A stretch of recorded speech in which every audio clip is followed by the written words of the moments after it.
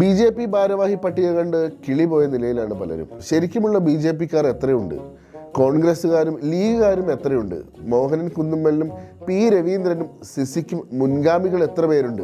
മാലോകരെല്ലാം കണക്കെടുപ്പിലാണ്. കൂട്ടിയും കിഴിച്ചും കണക്ക് ടാലിയാക്കുന്ന തിരക്കിലാണ് പലരും. BJP ആകട്ടെ ഉള്ളാലെ ചിരിക്കുമ്പോൾ BJPക്കും കോൺഗ്രസിനുമിടയിൽ നേർത്ത രേഖയിൽ നിൽക്കുന്ന VD സതീശനും കെ സുധാകരനും ഇതൊക്കെ എന്ത് എന്ന മട്ടിലാണ്. താൽക്കാലിക VC-മാരിലൂടെ യൂണിവേഴ്സിറ്റികളിൽ സംഘപരിവാർ അജണ്ട നടപ്പിലാക്കുന്ന BJPക്ക് അഭിമാനിക്കാൻ ഏറെയുണ്ട്. ഒരു കോൺഗ്രസ് മുൻ VC-യും ഒരു ലീഗ് മുൻ VC-യും ഈ കളിയിൽ മൈതാനത്ത് കാവി കളസമണിഞ്ഞ് BJPക്കായി ഫോർവേഡ് കളിക്കുന്നുണ്ട്.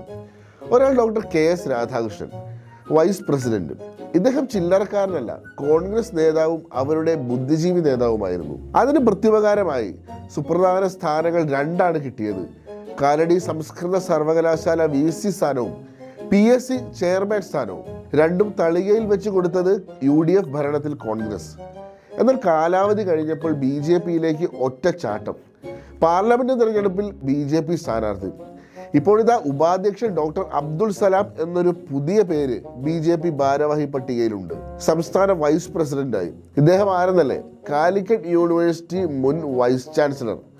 ലീഗ് നോമിനിയായിരുന്ന അദ്ദേഹം പാണക്കാട് തങ്ങളുടെ അനുഗ്രഹം വാങ്ങിയായിരുന്നു VC-യുടെ ചുമതല ഏറ്റെടുത്തത്. സാക്ഷാൽ പാണക്കാട്ടെ കുട്ടി. VC-യുടെ കാലാവധി തികയ്ക്കും വരെ വിദ്യാഭ്യാസ മന്ത്രിയായിരുന്ന PK അബ്ദുൾ റബ്ബിന്റെ റബ്ബർ സ്റ്റാമ്പായി കാലിക്കറ്റ് യൂണിവേഴ്സിറ്റിയിൽ പ്രവർത്തിച്ചു.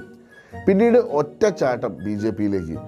മലപ്പുറത്ത് BJP സ്ഥാനാർത്ഥി. അപ്പോൾ മോഹനൻ കുന്നുമ്മലും പി രവീന്ദ്രനും സിസ തോമസും ഒന്നും തെല്ലും ഭയക്കേണ്ട. നിങ്ങൾക്കുമുണ്ട് മുൻഗാമികൾ. കാര്യങ്ങൾ ഇപ്പോൾ എല്ലാവർക്കും പിടിയിട്ട് കാണുമല്ലോ.